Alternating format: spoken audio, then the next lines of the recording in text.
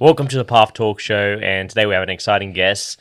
He is a hypnotherapist and performance coach. Welcome, Clayton. Thank you, brother. Appreciate you having me It's again. good to have you again, and this time it's not a series, it's an actual podcast, so I'm looking forward to having this conversation with you. Likewise, man. It's always good to chat with you. Always. Definitely.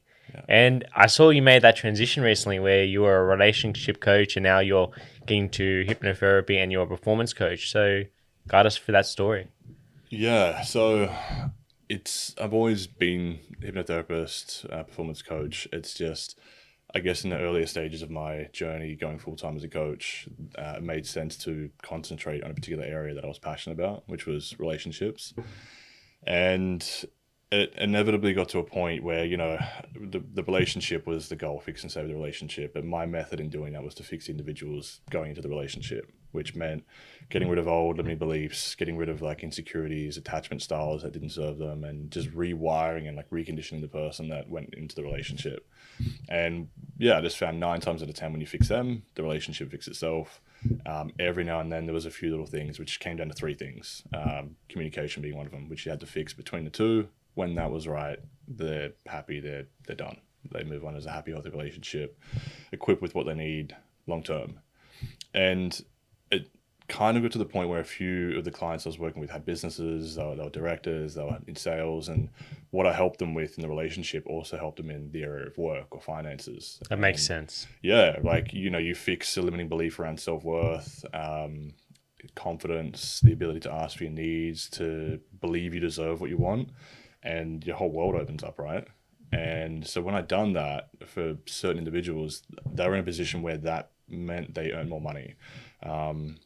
Friendships would improve, the circle of people that are around would expand, and they just, the opportunities that weren't there that they always wanted would show up. And they said very often, this is a direct result of what we've done together here for my relationship. And so they then wanted personal mentoring or business coaching afterwards. And I said, yeah, I can absolutely do that. Like it's all kind of the same set of tools, like beliefs, values, internal conflicts, sabotaging behaviors. As we get rid of the problem, like remove things, naturally it's going to improve. And not only that, like I don't just remove problems, I can install beliefs as well. So, if they wanted to feel worthy or more confident, we can make that happen through hypnosis or a number of processes. And yeah, I just started working with individuals more on a business or income manner, or in that sort of manner. And it made sense to kind of broaden what I do to say, hey, I actually help people just improve the quality of life. If you want to get better results, earn more money, or improve your relationship, I can do that. It's crazy to think that everything that you said, I find the same when it comes to working with athletes. Where they have these internal struggles, they need to work on their mindset, their training, staying persistent to what they do. And from there, you need to be able to be more than a coach sometimes, but to be a mentor, to guide them on the right path to building their belief, developing that mindset, overcoming these obstacles, and staying on the path. And it's a big way to help them grow to living a better life. And I feel wrestling is a great way for them to just direct their focus in the beginning of their journey, especially when they start young. And when they know they've been in it for a long run, like for, let's say, 10 to 20 years, that amount of focus and dedication they put into the sport and the achievements they got out of it, they can bring it to any other career they choose to do because they understand the formula of success. Like you said, building a solid foundation in your relationship, building foundations in the sport, which could be in business as well. 100%. And like you said, it's all about building that belief. So what do you find is the common trait you find with a lot of entrepreneurs that they turn to you from relationship coach to a mentor from the specific struggles you saw when you're working with them with their relationship to their career?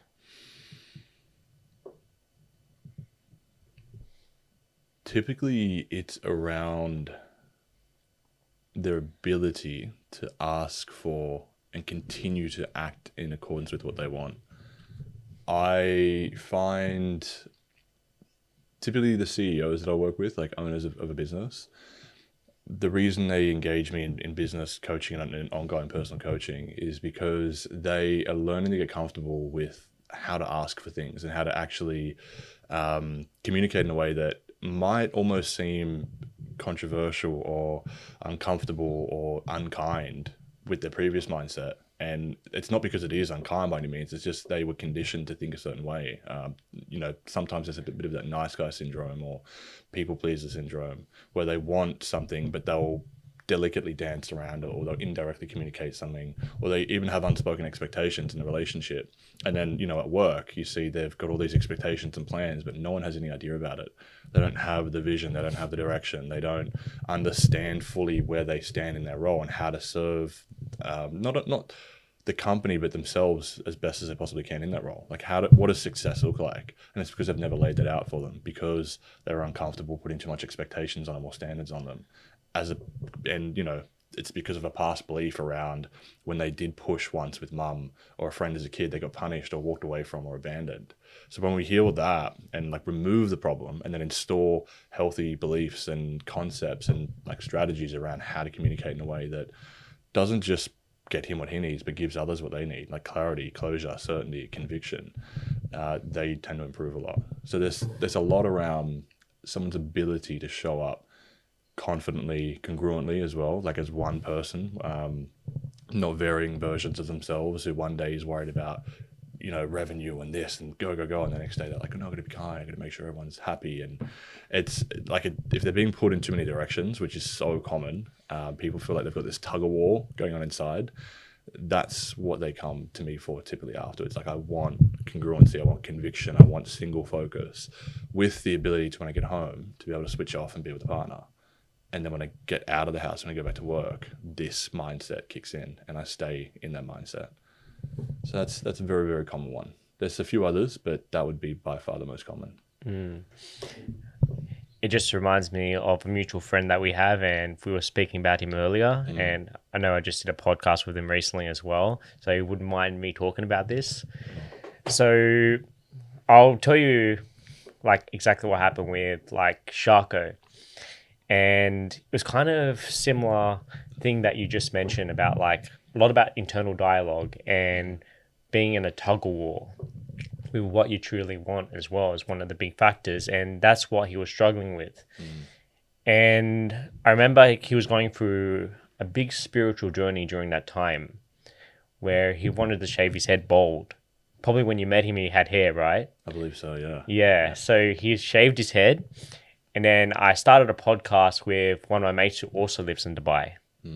So he's a guy who runs a PR agency, teaching people how to run a successful PR agency as well. And he was interested in catching up. So I decided to catch up with Sharko.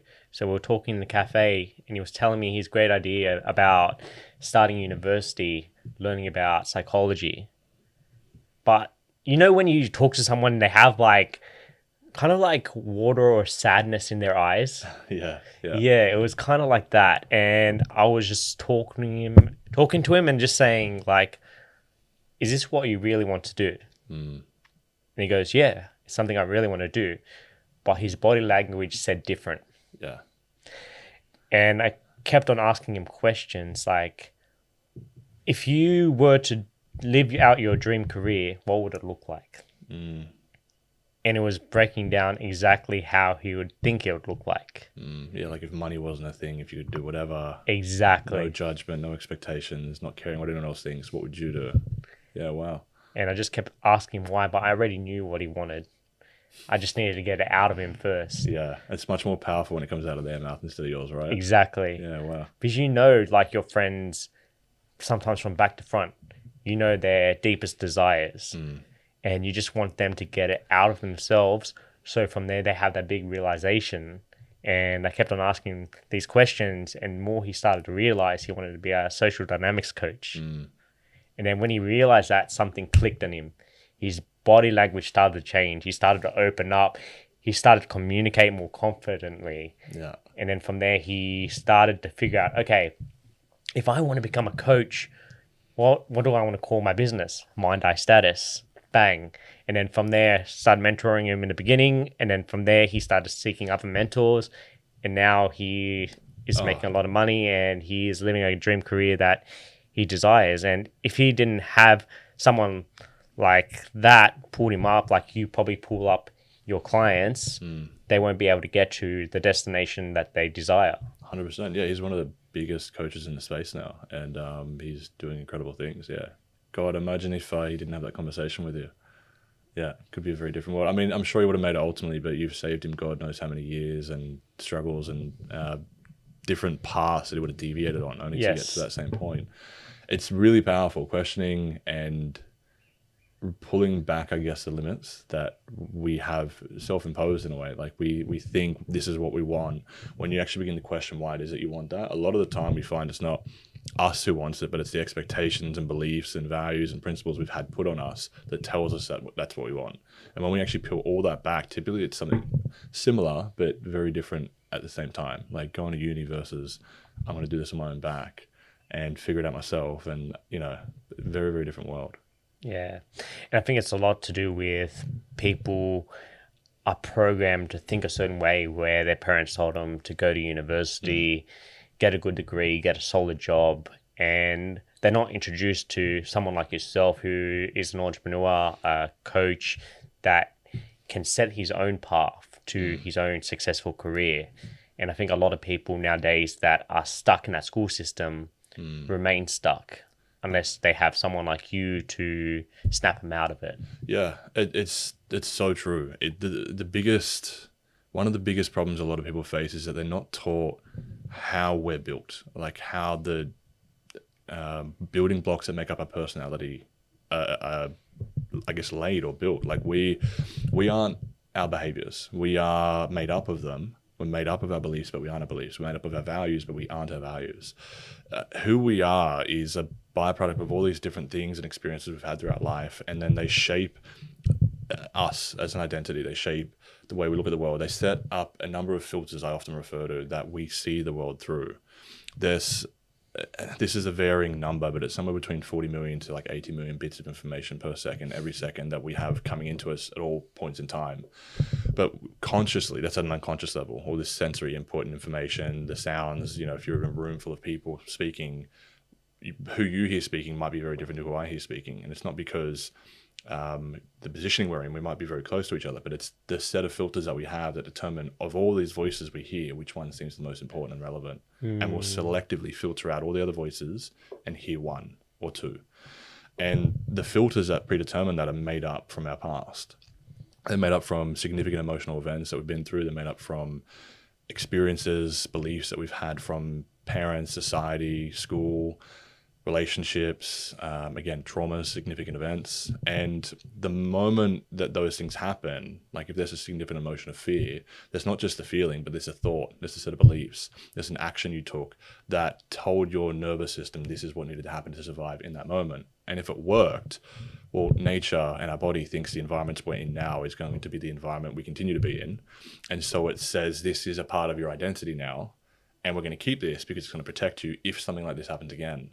And the real problem is that our subconscious self, our nervous system, is filtering this 40 to 80 million bits of information, looking for our things that are in alignment with our beliefs. So if we believe this could happen or it's a potential threat and we're still in that same environment, it's scanning for that too. And some of the information or bandwidth we consciously have is taken away to focus on that. And then we might have another belief around self-worth. So if we're in a social setting, that might say, be careful, don't go speak to that person because that could mean rejection. Because we've been rejected and it was significant and we had a meaning attached with that, which we still have. And if we don't peel these away and pull them back, of those 40 to 80 million bits of information that we have, consciously we usually end up with about 127 bits. So we go from this to like this infinitesimal amount, this minuscule amount of reality, right? And if we have a part of that filtering process that filters out all the unnecessary stuff and what's important, taking 20 bits away for fears and self-doubt and all this other shit, we're left with maybe 50 bits of information that's actually useful for what we want. And a lot of what people like us do is the goal is to take out the unhealthy filters, like the belief about self-worth, the belief around relationships being unhealthy, that income's only limited, and it might not even be a belief about income being limited. We might just, as I was talking about earlier with me, we might not even be aware that we could be making more doing what we're already doing because we're focused and happy and content based on our beliefs. So if we lift a certain filter out of the way from our past that says what you're doing is way more valuable than what you're charging, you go, oh shit, just up my prices, and then you've just doubled your income doing nothing other than having removed the filter. Or maybe there's a small challenge that pops up as a result, which then prompts you to do the next thing and put a system in place and increase marketing, which gets you the result that seemed nearly impossible just out of awareness a day ago. So that's a lot there, but it is, and we are the byproduct of our experiences. And it kind of brought me back to listening to David Goggins once, and he was mentioning about we only tap into 40% of our capacity, and a lot of us struggle to surpass that. But he was using it more when it comes to training, where we need to be able to push beyond that limit of 40% capacity because we think that's our max. But when we start pushing into 45%, thinking that's our max, we start to form a new sense of belief through that. And we need to continue going through that and pushing those barriers until the point we can reach that 100% capacity. But for a lot of us, it's hard to be able to do that. Like you might be listening to this now where you think what you're going through right now is all you have, and that's all you're made to do. But you are made for so much more. 100%. And I speak to people at church all the time about this, and it's about sharing their testimony. And a lot of them come with the same belief and the same conversation. I wish I went to church earlier. I wish I turned to God and I grew up in the church. And I always say to them that your testimony is this way for a reason. God put you on this earth to go through those experiences. So when you do speak, you're able to relate to a similar audience. 100%. Yeah. And they're able to relate to you specifically. Because if I speak to those people, they won't understand. But if you connect with them, they can connect with you deeply. 100%. Yeah. And it's a big reason for them to turn to God. Yeah, relatability, similar story, because that's one of the biggest things that get in people's way in anything, right? Faith being one of them. It's, but my story is different. Everyone's story is different, but God, we all rhyme pretty similar. We all have, not all, but most of us have very similar beliefs. Again, self-worth, love being conditional, some form of abandonment. We have our own unique flavor on it, but the overarching umbrella thing, the wound, is related back to only so many things. And people's ability to be able to speak to their experience on a particular event is what could be the difference between someone making a life-changing decision, going down a certain path, accepting God into their world, and living a very different life of different values as well as a result. And it can be, it can mean they never take that path and instead go down drugs. In business, they don't get on the right mentor and they make a whole lot of wrong decisions.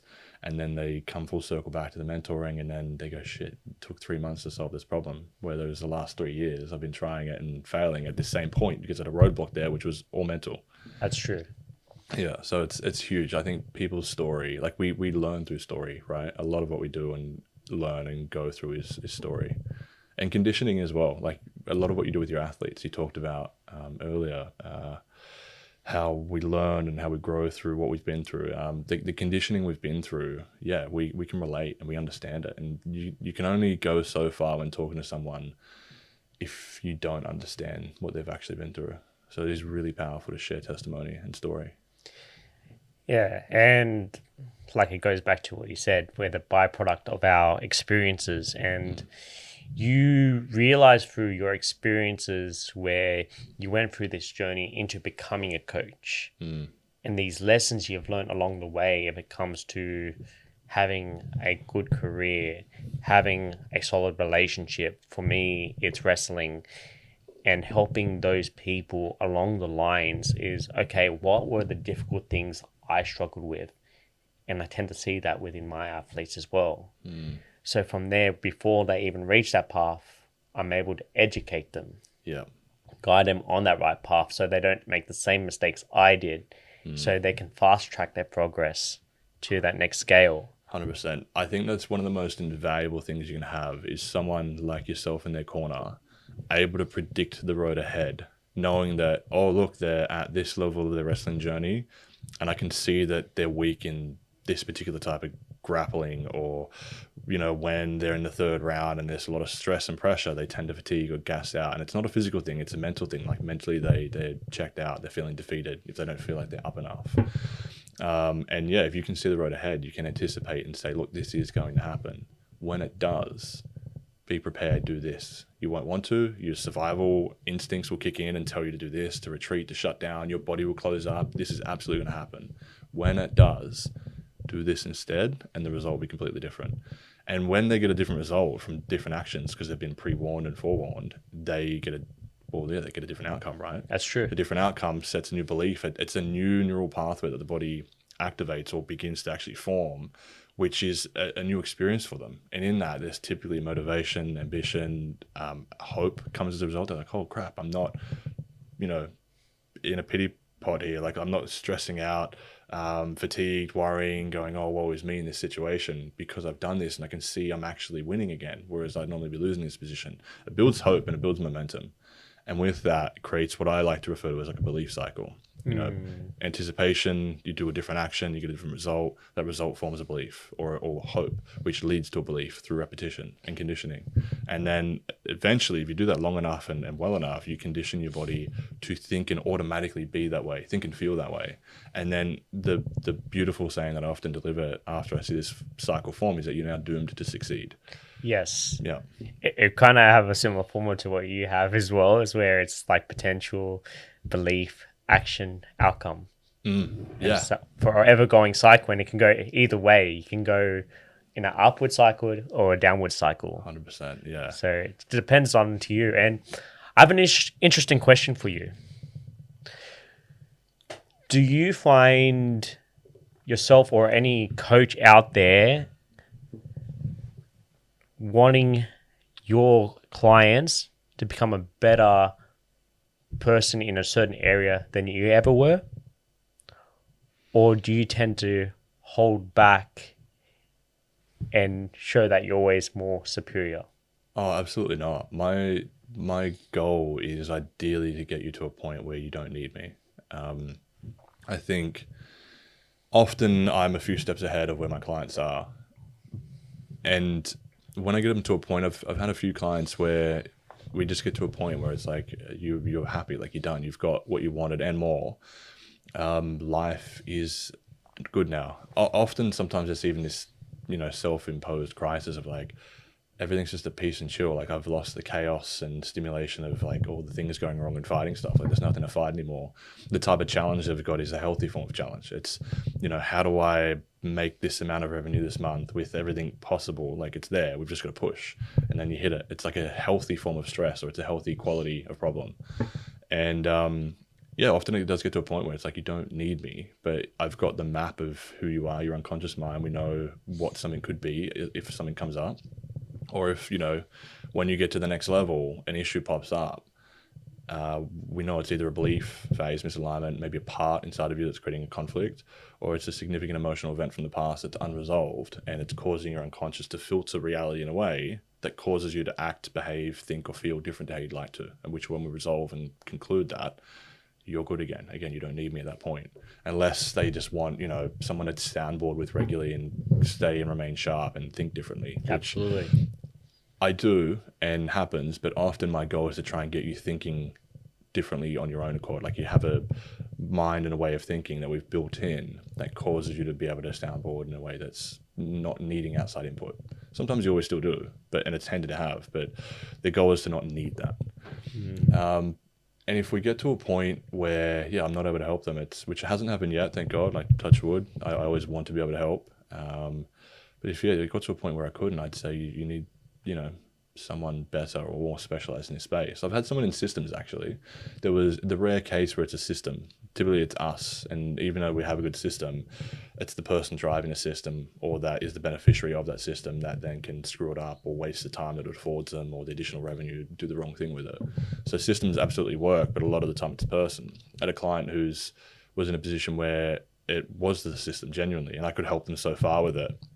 We got to a point where I said, this is a specialized software thing. We need a lot of automations built. You need to find a specialist who can actually mechanically build this out the way that you need it. We know that you need this. This needs to be the end result. We definitely need these things. But we also, I don't know what we don't know here. There's definitely areas where you want a specialist. And yeah, you just direct them out to where they need to be. And that's the best possible thing you can do. I think it's probably malpractice if a coach does anything but that. It's great to know, and I know there's a lot of coaches out there that tend to teach a lot of stuff, but they leave the best stuff to themselves. No. And they're too scared to refer people to other coaches where they specialize more in a specific area than they do. And it's a great gift, and your clients tend to trust you more when you do that. And it's cool to hear that you do that as well. And being able to network with other coaches in order to help this client to get the best out of their money as possible, and them to become better people in the process. I think a big thing too about coaching, and this is like a bit of a thing I have about the coaching industry, because look, a lot of it is unregulated. And so people have got to be careful who they hire. Hire someone that you genuinely resonate with. You can see, hear and feel that they're ahead of where you are and know the path ahead. Ideally, they have proof to be able to show you, testimonials, a path and some form of a structured approach. But ultimately, what you want to be looking for, and what I believe in, which helps me continue to also be able to help people, regardless of how, even, though they're ahead of me. I've got a few clients that are multimillionaires. I'm not there yet, but I understand it. And I don't need to understand that world so much as understand the principles behind that world. And so that's what a lot of coaches aren't doing. They're not principle driven. They're technique and strategy driven. There's this strategy, and if you do this, you'll succeed. But the reality is that works for probably less than 50% of people, because it doesn't cater for and account for their individual unique beliefs, values, circumstances going into a business deal. Business is business, right? Largely. But the type of person going into it is infinitely different every time. Again, this individual going through this business journey, even though if it's the exact same business model, might get a very different outcome to another person because of who they are going into it, with their beliefs, their set of filters. So I really work with the individual's unconscious mind a lot of the time, and we make sure that they're unencumbered going into what they're going into. That way they've got all of them showing up. And if there's any knowledge gaps or skill gaps, that's easy to learn. Go read a book, go take a course, find maybe another mentor who specializes in business software development, in revenue generation or tax write-offs. Whatever it is, it's the knowledge itself isn't that hard to get. It's the application and the individual using it, whether they're getting in their own way or not, or whether they might even have the perfect strategy, but because of a set of beliefs, they fuck it up. They do it wrong. They don't apply it the way they should, or they get 99% of the way there, and at that last degree, you see them let go. In athletes, they're crushing it, and then something happens and they lose. It's what is it? It was a mindset thing. Yeah. So I'm very, very principle driven, and I look for what's the issue behind the issue? What's the software and programming that is causing this problem to manifest in the first place, which when you take care of, doesn't just solve this presenting problem, but several others as a result as well, which is how I got to where I am in the first place. I was helping relationships, but the problem behind the problem behind the problem. And when we'd fix that, all of life just gets better. It does. Yeah, knowledge is fruitful as long as it's executed. Yeah. 100%. And when it's not executed, it's mental masturbation. It's wasted. I like that. And it's structure, right? I would imagine a lot of what you do is around structure, because I could go on YouTube right now and learn some really great wrestling moves and probably do pretty well with them. However, I might miss the fundamentals. And then the moment I try to use them on you can push me with a finger because I'm putting my weight in the wrong position. I didn't know how to set a healthy base, right? Something like that. Knowledge isn't the issue. It's the structured application of knowledge. That's true. I think that's such an important thing, setting the foundation strong. The root strong, because everything starts, I use this more in biblical terms, it starts as a mustard seed, and you have to put it in the ground so you can allow the roots to grow strong, and eventually it becomes a tree.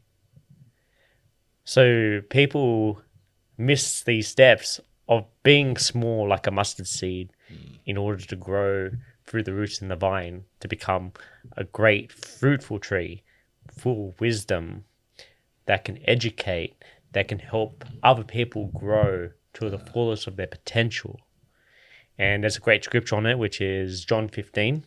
Okay. So it speaks about how Jesus is the true vine and the Father is the vine dresser. For whoever does not abide in him is like a branch that has gone to waste, that which will be trimmed out and casted out. But for the branches that are strong in foundation and that are fruitful, the vine dresser will always prune the fruit so it can become more fruitful. So when it becomes more fruitful, you have solid foundation and you can build on top of that. I really like that. It's very, very relevant in a lot of coaching. Even though a lot of the coaching wouldn't come from a biblical place, I found a lot of principles like that in the Bible and just religious texts carry on into life, right? It's almost like one of the original personal development books I found. Yeah, or is the original personal development book, yeah. It is. I'd love to know more about your relationship with God. Interesting one. It's definitely there. It exists.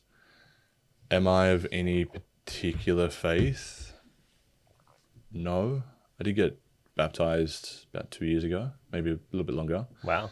Yeah, and a part of coming back into coaching, the church actually played its role in that, because I was, we've all, I'm assuming you've heard of the feather, the brick, the truck analogy. Yes. Yeah, so I got a few tickles. I was in media, I had my own business in media, to go back into coaching and to dive into it properly for the first time.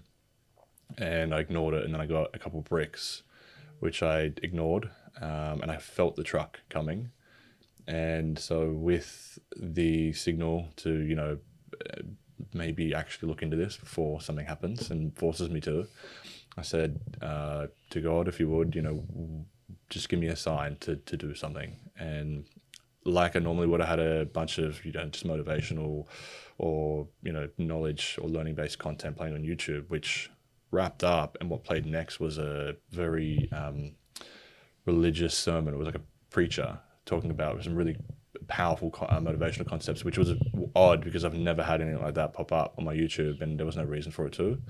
So the fact that it did just after I said, give me a sign, I went, okay, I'm thinking go to church, because I had a feeling to go to church. I did, went up the front, had a bit of a spiritual experience, if you would, of just saying, this is your sign to take this path, because I really didn't want to. I wanted to be a coach, but I also didn't, again, agree with a lot of what the industry looks like, how unregulated it can be, which is good and bad. And I just thought, that type of business model, it's not really what I want to do. I want to help people. I don't want to have to charge them for it. And anyway, got the very undeniable sign, no, do this. And that's what begun my journey. So I very much owe like a debt of gratitude to God, which will, I'll always be paying back.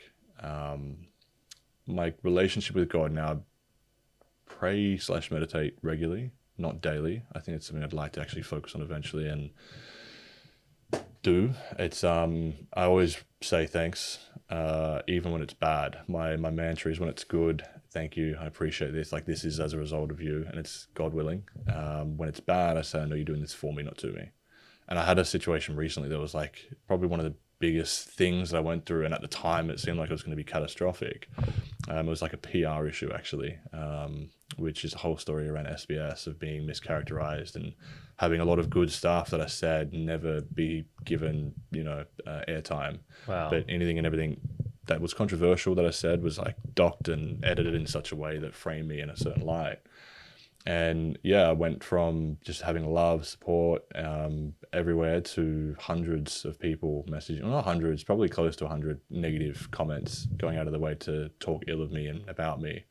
I had people from my past popping up saying he said this when he was 19, which is contradicting what he's saying now. And it felt like a lot on my nervous system. And mentally, I was like, it's whatever. Haters, people have the wrong idea. I can understandably see how they have the wrong idea, but who cares? But my nervous system, my body, felt very affected by it. It was like, this isn't good. This isn't fair. I've been betrayed. This is the light that I should be painted in. And yeah, for me, it was actually one of the biggest blessings. I had a lot of support also reach out and say, hey, it's obvious this isn't you. But more so than that, as amazing and as beautiful as that was for me, what was the most beautiful thing was my relationship with God strengthened, because there wasn't a second throughout that process that I wasn't saying, I know somehow this is going to benefit me. I know somehow this is a blessing from you. I just don't see it yet. But thank you in advance. And it fucking sucks, but I trust you. And I'm on the other side of it. And I know, I've now got the undeniable, indelible experience in my nervous system that's how it was through that. Through a really, probably, yeah, one of the toughest things I've been through emotionally. And yeah, I'm better because of it, which again, my relationship with God, if nothing else, is strengthened thanks to that. And I guess to wrap up and answer that question, like, what's my relationship like with God? It's strong. It's there. I do believe in there's an omnipotent or encompassing power. I believe in Jesus. I also do, I'm well aware of like Buddha's existence and the whole faith around Islam. And I just think there's a lot of beautiful people that have walked this earth that had a relationship with God that I can only learn from. Right? Yeah. And it's facts as well. Like you have, let's say, Christians, you have Muslims, and you have people who are Judas as well, where they all come from the same branch, which is Abraham, who was the father of all nations. Yeah, wow, okay. So from there, if you start reading more into their beliefs, a lot of it's staying like the same in the Old Testament. And obviously, a lot of them, all three believe in Jesus, but Christians and Muslims believe them differently, where Christians obviously believe he's the son of God, and Muslims believe he's a prophet. And they believe he's going to come back to as well, don't they? Yes, yeah. To judge with God. And then the third one, which is Jewish, they persecuted him. They hated him. They're the ones that put him on the cross. So, like, you can see, like, no matter how good you are, people can always hate on you. And you're in the right direction of living on your purpose, because people are not going to like you. And there's going to be people that are going to love you as well. 100%. That's something I've learned. The more you grow in terms of reach, fame, power, whatever it is, there's always a proportionate level of love and hate you'll get. And it's not about whether it's there or not. It's about whether you focus on it, I think. The hate's always going to be there. Like if you have, I'm just going to a following count, like a following of 10,000 people, you might get 10%, 20% of people hating on you and wishing you ill will. When you're at 100,000, that same percentage of 10 to 20% is still there. But because it's 10 to 20,000 people now, it seems like a lot worse. But people get fixated on that bit of hate, because hate is so powerful that they ignore the 80,000 people singing their praise, choosing to follow them, choosing to cheer them on.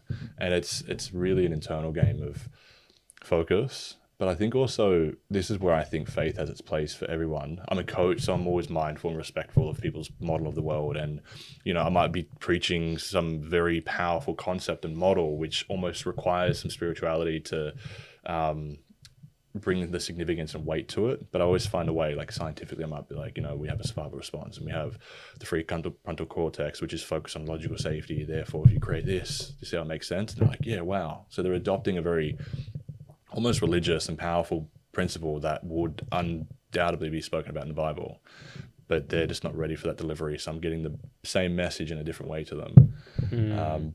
But if I can and the door's open, I'll often encourage people to be like, look, there's forces far greater than we can imagine at play here. Like the complexity of the human eye and the fact that it can then transmit light into information, which to the brain interprets an image, is not by accident. It is not by faulty evolution, which one thing happened and this evolved as a byproduct of that. No, like evolution in itself is wild. And Darwin, even in his thesis, when you look at it, says if X and Y is present, my theory of evolution is wrong, which X and Y are present. So if he was alive today, he would say, yeah, evolution's not a thing. Because you can't, like, to have a gut to digest food, right, you then need a sewage system in the body. You need a waste removal system. You also need the system to ingest the food, which would then, according to evolution, require you to have a stomach to break it down and a gut to absorb it all, and then you need a system for it to actually go to be used to then support the ability to feed the mouth. Like everything had to happen at once, not step by step. So I very much believe we're by design, not by accident.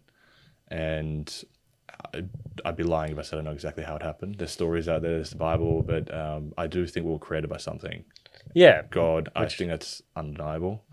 And I think whatever relationship we can have with that source is only going to serve us and help us now and in the future. I highly respect that. And it kind of brought me this scripture is walk by faith, not by sight. Mm-hmm. Yeah. And God always puts your desires in your heart first, so you can envision it. But you don't know how you're always going to get there. But that's where faith is required.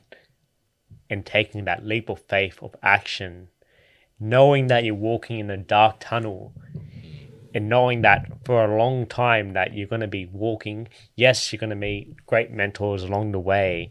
And if you turn to God, God's going to give you that guidance that you need. But faith will help you strive through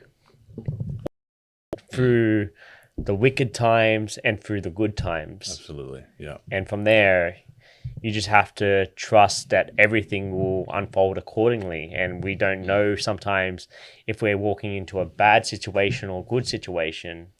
But as long as we lean on God's understanding, what I've realized recently helped me personally head towards that right direction. Yeah, 100%.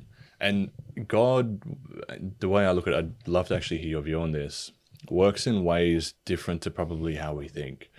Like, you're not always going to get the skies part and sunshine come beam down where to walk. It's not how it works. I often talk, I guess, to people about the path reveals itself as you walk it. If you're walking at night, let's say driving at night, your headlights only light up the next 100 to 200 meters in front of you. But when you travel that 200 meters, the next 200 meters is revealed to you as well. But if you look far enough ahead, it's just pitch black. It's darkness. You can't see it. So the journey reveals itself as you go. Yes, you want an overarching destination where to go, but be open to seeing the signs on the road as you go and go, oh, turn this way. And I heard an analogy a while ago where, those signs that God gives aren't always just a very clear, obvious sign on the road. It could be somebody coming in your life.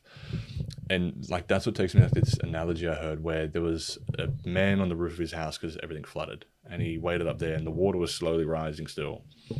And he said to God, he didn't pray very often, but about to die. He's like, may as well turn to somebody. So he says, God, please help me.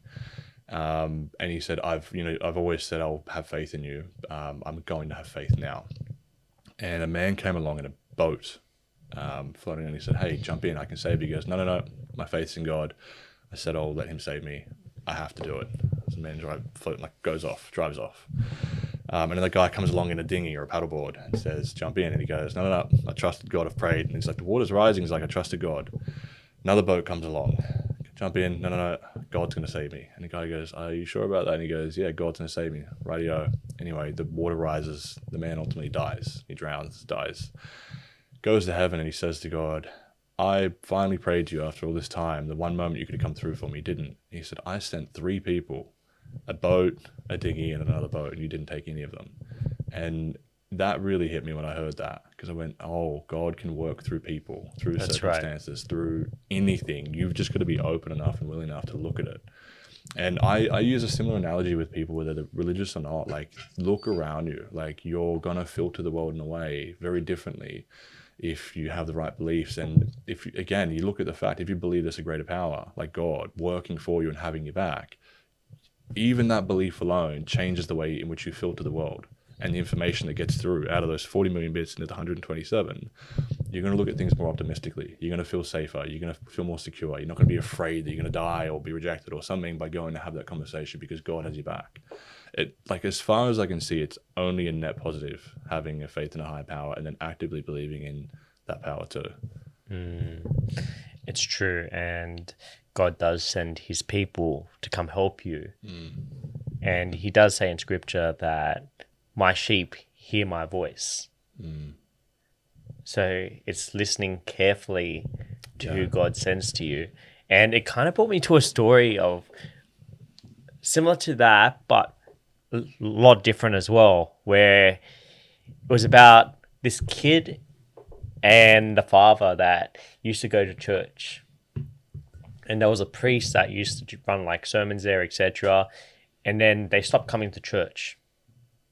And for 20 years, he's been asking people, where has the father and the son gone? I haven't seen him in a long time. Until one day, someone told him the location of where the son is. Okay. So the priest went to the guy's house, knocked on the door. It's like, Father, welcome in. Have some food and we'll have a great conversation. They started talking, getting along, and he was wondering what happened to him. Explained that his father died, and yeah, there was a lot of things happening in the background, hence why he couldn't come to church. But I promise you I'll be there this Sunday. Sunday came, he wasn't there. So the priest was curious, like, where has he been? So he goes to his door again that afternoon, knocks on the door. Hey, Father, how are you? Sorry I couldn't make it today. I promise I'll come next week. Come in, have a nice tea, and we will catch up. I promise I'll be there next Sunday. Next Sunday came, he wasn't there. Knocks on the door again. Opens. Sorry, Father, I have a lot going on right now. I promise I'll be there next Sunday. Okay, I'm looking forward to seeing you there. The next Sunday came, still didn't show up. So the priest came to the door and the guy opened, and the guy seemed anxious because he was waiting for people to come. And he was like, what are you doing here? You shouldn't be here. It's like, I came for you. I want to bring you to church. I want you to come home. And he got angry because he knew these people were coming, and these people were in the wrong crowd because they were in the drug scene. And he ended up punching the priest, knocking his tooth out, and he started bleeding. And he said to him, don't you ever come back here. And then from there, not so long after, that guy got arrested. And when he was in jail, who he saw behind him was Jesus with a missing tooth, crying. It's like, Lord, what's wrong? Why are you crying? Why are you upset? Because you hit me. It's like, what? How did I hit you? What? I never hit you. What are you talking about? When I sent my sheep to you, that was me in a cloak helping you come back to home, to church, but you denied me. And he realized the conviction he had, and he changed from there. And then from there, he became more of a righteous man from learning that lesson the hard way. Yeah, that's a beautiful analogy. I guess very similar to the feather, the brick in the truck, right? Yes. Like that was his truck moment from not taking the earlier signs, which is a beautiful story in a way of something I take out of that very heavily is be aware of the signs around you that are going on. Be aware, take notice, take stock. Yeah. Interesting question for you. What about the people that don't look like they're there for a good purpose? Like, I'm a big believer that people don't always come with, a handout saying, come to a good place. Sometimes God sends someone to challenge us or, I don't know, reveal something to us, which doesn't always look like it's, a positive intent. Is there much on that? Like in terms of judgment? Let's say, for me, for example, I had this whole thing with SBS happen. Yes. I think a lesser version of myself would have said, what the hell? I've been doing so much good. And what you've given me all these blessings at this point, and now this, what is, like, how dare you? And I could have turned my back on God. Have you heard of the story of Job? Not that I can recall. Okay. So Job was a righteous man, had a bundle of abundance of wealth, had a great family. He lived a blessed life. And then one day, God was in his kingdom and Satan was walking amongst the angels towards God. And God said, what are you doing here? And he said, have you heard of my good servant who's righteous? His name is Job. He says, you're only giving him blessings because you're good to him. Like, you're giving him blessing because he's good to you. What if you take that away? And God gave him permission to do whatever he could to test his faith, but he couldn't kill Job. So from there, he took a lot from him. He destroyed all his wealth, which is his like capital, killed his sons and daughters, Wow. got terribly ill, and through it all, he stayed strong in his faith.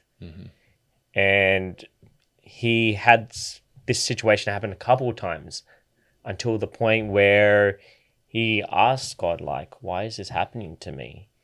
And God gave him a strong answer where he says, why do you question me, the Lord and creator of everything?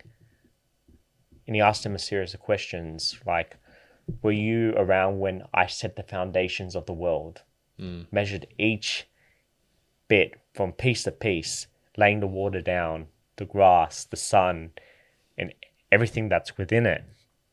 And then from there, he realized in himself where he had a big conviction that he should never question God's authority and what he has planned for him in that way. And then after that situation happened, he reached the successful point of twice the abundance that he had before. He gained more wealth.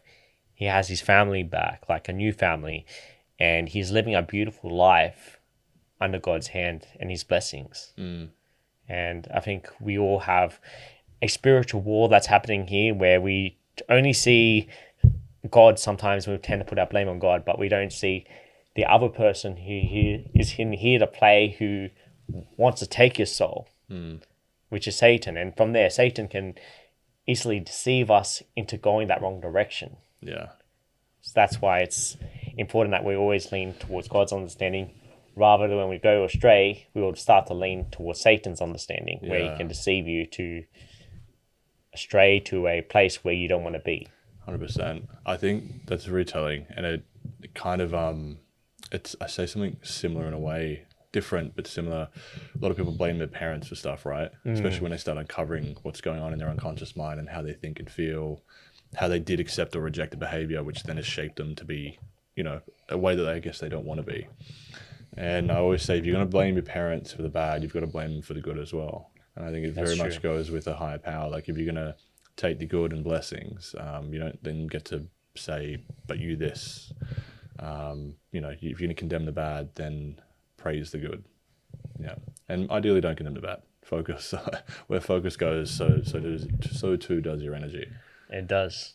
Focus goes, energy flows. Yeah. And one last question before we end the podcast. Where do you see yourself in the next 2 years? Ooh, in the next 2 years, I'm not far off launching a book. I already have 2 more in mind to come out. One of them definitely within the next 2 years. I've got it. The book's going to be called Understand Her. It's for men, and it bridges the gap between, I guess, men and women. It teaches them how to understand their woman, how to love her in a way that actually makes her feel it. It stops the dreaded comments, you don't understand me, you don't hear me, I don't feel like you get me, even though the man can say word for word what their problem is. There's a reason why that happens. So the idea of that is to bridge the gap between them, to create harmony, peace, love, connection, like what they want. And the book that I'm really excited about bringing out is Understand You, which is going to be a book about understanding the relationship with your unconscious mind, how you work, how we have these beliefs, values, parts that can get in the way and sabotage us. And this is going to be my gift to people that I guess can't afford to work with me one-on-one, but are willing to do the work. So there'll be a few books published, but also I'm in a transition phase now where I'm working with more and more high net worth individuals, solving bigger and bigger problems. Sometimes the same problems, just the consequences of solving that same problem is way more beneficial to an individual because of the position they're in. So I really see myself helping solve big problems in people's personal lives and their business. The result of that will be, a different level of financial freedom and independence for me, to which will afford me time and more time than I've got. And the goal with that is to just help improve the quality of people's lives. I don't know exactly what that looks like yet, whether that's a course, a program, definitely a lot of free content. Like I'm very big on essentially giving everything away for free. I'll sell the information, give the information for free, share it. And then I guess what I'll be selling is a structured, dedicated, personalized approach for those who want it. So once I get my financial goals and everything in place through serving certain people in a certain way, it's going to be very focused on how do I help the everyday person better understand their partner, better be able to make an income, better be able to have a relationship with themselves, and if it be like a higher power, and just living a better quality, like fixing what I think, helping do my part in fixing the problem that is how people think nowadays. The divide between left and right, fucking the divide between men and women, the divide between internal world and the external world. Like they're all one at the end of the day. They're all very closely and intimately related and interdependent on one another. And there's certain principles and laws that I just keep discovering that are there, and when lived in alignment with, makes the quality of our life exponentially better. And that's just what I want to do. Like I grew up in extreme poverty, around a lot of violence, around a lot of abuse, around a lot of ill-equipped, unhealthy men, and a mother that done the absolute best she could with what she had, and is still to this day so loving, just didn't have what she needed to show up the way she would like to. And the more I can help improve that, the better quality of lives kids live, and they grow up healthier as a result and more equipped and able, and then the quality of the world's improved. Like everything just gets better by starting down here and helping the everyday person. I love that. And I want to thank you again for coming down. And always a pleasure having these great conversations with you. Likewise, brother. Thanks for having me. No problem. See you next time.